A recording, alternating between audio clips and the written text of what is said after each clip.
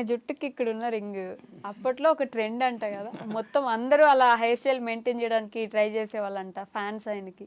అవునమ్మా, అది యాక్చువల్గా మరి ఎందుకనుకున్నారో తెలియదు.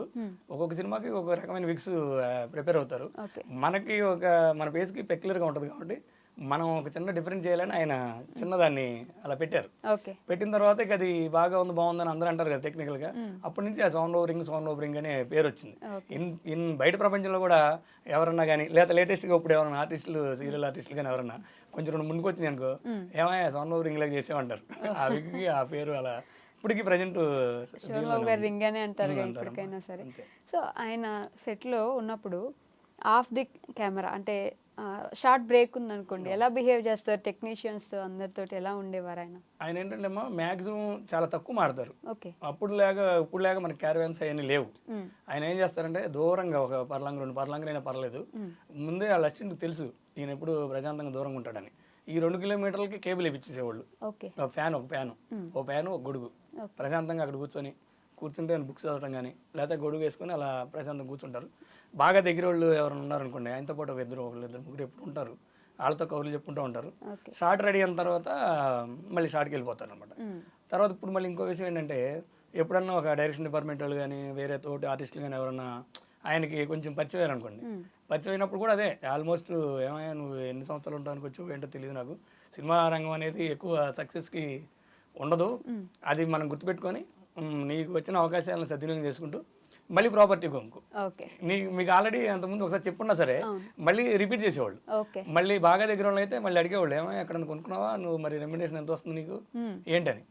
అసలు అది కొనపోయినా ఒక ఈయనంత పెద్ద ఆయన చెప్తున్నారని తాపత్రయంతో ప్రయత్నం చేసేవాళ్ళు ముందు కొనడానికి. ఎప్పుడు ప్రాపర్టీస్ కొనండి అని ఆయనే అందరినీ ప్రేరేపించేవారంట కదా. అంతేనమ్మా, దానికి అదే చెప్తున్నాను. ఎందుకంటే ఆయన ఆలోచన ఏంటంటే ఇండస్ట్రీ అనేది 60 years జాబ్ కాదు, ఇది ఎప్పుడైనా రిటైర్మెంట్ వస్తుంది. దీనిలోకి ఒకసారి వచ్చిన తర్వాత మళ్ళీ మనం వేరే ప్రపంచంలోకి వెళ్ళి చేయాలంటే చేయలేం. ఇప్పుడు ఇదేంటంటే ఒక యాక్టింగ్ కానీ ఏదైనా ఏంటంటే ఒక రిచెస్ ఇది. సినిమా గురించి నేను ఎక్కువ చెప్పాను, మీకు తెలుసు కాబట్టి. ఈ బ్రేక్ వచ్చినప్పుడు మనం వేరే పని చేయలేం కాబట్టి ఈ బ్రేక్ వచ్చే అవకాశం ఉన్నప్పుడు సంపాదించిన సంపాదనని మనం ఇక్కడ చెన్నైలో ఉంటే ఏదైనా కొనుక్కున్నాం, రిటర్న్స్ వచ్చేట్టు ప్లాన్ చేసుకుంటే మళ్ళీ అవకాశాల కోసం చూసినా లేకపోతే ఇండస్ట్రీలో ఉండాలనుకున్నా అది ఇన్కమ్ మనని బతికిస్తుంది. ఎంతమంది అయినా ఇంటికాడ నుంచి ఎన్ని రోజులు వెయిట్ చేస్తూ ఉంటారు. ఎన్నో ఫ్యామిలీలు, నాకు తెలిసిన ఫ్యామిలీలు చాలా ఉన్నాయి. దానికోసం ఏంటంటే ఆయన చెప్పిన మాటలు ఆ రోజు ఉన్నప్పుడు ఏదో క్యాజువల్గా ఉండే కానీ ఇప్పుడు నా వయసు ఇప్పుడు 16 years 58 వచ్చింది కదా, ఇప్పుడు చెప్పిన మాటలు ఎంత బాగుంటాయి అంటే బుద్ధుడి కన్నా ఎక్కువ అనిపిస్తూ ఉంటుంది, గీత చేశారా అని. జయసుధ గారికి ఒక డంపింగ్ యార్డ్ తీసుకెళ్లి చెన్నైలో ఇది కొనుక్కో ఈ ఫ్లాట్ అంటే డంపింగ్ యార్డ్ ఎవరు కొంటారు అని జయసుధ గారు అన్నారండి. అవునమ్మా, అది చాలాసార్లు జయసుధ గారు చెప్తారు, కోదండరామిరెడ్డి గారు చెప్తారు, అందరూ చెప్తారు. ఆయనకి ఇంకొక మంచి లక్షణం ఏంటంటే అవుట్డోర్ షూటింగ్ వెళ్ళారు అనుకో, వెళ్ళిన తర్వాత షార్ట్ గ్యాప్ వస్తుంది.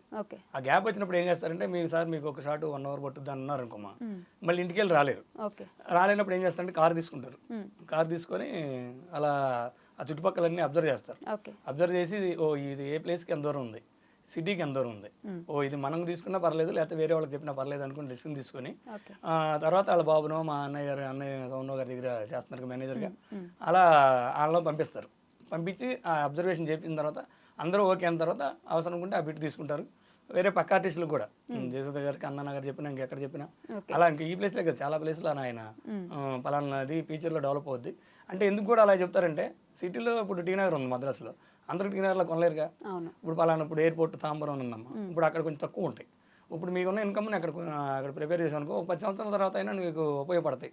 అందుకని అలా ఆ ప్లేస్లోకి వెళ్ళినప్పుడు నీ దగ్గర ఉన్న అమౌంట్కి ఉన్న ఈ ప్లేస్లో పలానా ప్లేస్ వస్తుందని ప్లేస్తో సహా ఒకసారి ఆయనే చెప్పేవారు. దాన్ని కొంతమంది వెళ్ళి చూసుకొని తీసుకున్న వాళ్ళు ఉన్నారు, సక్సెస్ అయ్యి బ్రహ్మాండంగా ఉన్న వాళ్ళు ఉన్నారు, మా రిలేషన్స్లో ఉన్నారు, బయట నాకు తెలిసిన వాళ్ళు ఉన్నారు. కోదండరామిరెడ్డి గారికి ఇప్పటికీ ఆ మాత్రం ఆస్తులు ఉన్నాయంటే దానికి శోభన్ బాబాయ్ కారణం అని ఆయన కూడా చెప్తూ ఉంటారు. అవును, అది నిజమే. యాక్చువల్గా అయితే ఇప్పుడు మళ్ళీ సినిమా పరంగా వచ్చినప్పుడు ఫస్ట్ మధుసూదన్ గారి దగ్గర కోదండరెడ్డి గారు, సోమరావు గారు ఈ వీరామణికి కానీ మనుషులు మారాలంటే కలిసి పనిచేశారు. అలాగే రాఘవేంద్రరావు సోమరావు గారు ఫస్ట్ అవకాశం ఇచ్చిన డైరెక్టర్లో రాఘవేంద్రరావు గారు బాబు సినిమాకి అవకాశం ఇచ్చారు. అలానే కోదండరెడ్డి గారికి మన మిస్టర్ విజయ్ అని అవకాశం ఇచ్చారు. కానీ కోదండరెడ్డి గారిది మిస్టర్ విజయ్ కొంచెం లేట్ అయింది, రాఘవేంద్ర గారు బాబు రిలీజ్ అయ్యి కొంచెం పర్లేదు. ఆయన అవకాశం ఇచ్చిన ఫస్ట్ డైరెక్షన్ అవకాశం ఇచ్చిన వాళ్ళు వీళ్ళిద్దరూ బాగా సక్సెస్ అయ్యారు. అలానే పైకి వస్తున్నప్పుడు కోదండరెడ్డి గారికి నువ్వు అప్కమింగ్లో పైకి వస్తున్నావు కాబట్టి చక్కగా పలానా చోట కొనుక్కొని చెప్పడం, మిగతాది కోదండరామిరెడ్డి గారు చాలా ఇంట్రెస్ట్లో చెప్పడం మనం చూసే చూస్తూ ఉంటాం. ఉంటాం. ఓకే. అంటే శోభన్ బాబు గారు ఎప్పుడైతే రిటైర్మెంట్ తీసుకున్నారో ఆ తర్వాత కూడా ఆయనకి సినిమా ఛాన్సులు చాలానే వచ్చాయని, సుమన్ గారి క్యారెక్టర్ అది శ్రీ వెంకటేశ్వర స్వామి క్యారెక్టర్ వచ్చినప్పుడు కూడా ముందు అడిగింది శోభన్ బాబు గారిని అని అంటూ ఉంటారు. యాక్చువల్గా నిజమే, అతనిలో నాజర్ క్యారెక్టర్ అడిగారని, తర్వాత ఈ అన్నమయ్యలో వెంకటేశ్వర స్వామి క్యారెక్టర్ అడిగారని మాకు కూడా తెలుసు. ఓకే. అయితే నేను ఆయన చైనా అన్నారు అని తెలిసింది. తర్వాత నాకున్న సంవత్సరానికి నేను వెళ్ళినప్పుడు ఒకసారి అన్నగారు మీరు కృష్ణుడు గారి క్యారెక్టర్ వేశారు, అసలు సంపూర్ణ రామాయణం చేయటమే మీరు ఎన్నో జన్మల పుణ్యం అని నేను అనుకునేవాడు చిన్నప్పుడు. అలాంటి సంపూర్ణ రామాయణంలో రాముడికి వేశారు, కురుక్షేత్రంలో కృష్ణుడికి వేశారు, వెంకటేశ్వర స్వామి కూడా వేస్తే బాగుండేదేమో, మీకు వచ్చిన అవకాశాన్ని మీరు వద్దన్నారు ఏంటి అన్నగారని నాకు ఉన్న సంవత్సరంతో అడిగారు. అడిగితే ఆయన ఏమన్నారంటే, మనం వద్దు అనుకున్నామమ్మా, రిటైర్ అయిపోయాం, ప్రశాంతంగా ఈ జీవితాన్ని ఇలా ఫ్యామిలీ లైఫ్లో గడుపుతున్నాను, ఈ ప్రాపర్టీస్ అవి చూసుకుంటూ, మళ్ళీ మనం ఎంటర్ అయ్యి మళ్ళీ సినిమాలు చేయటం ఎన్ని వద్దు అనుకున్నాను కాబట్టి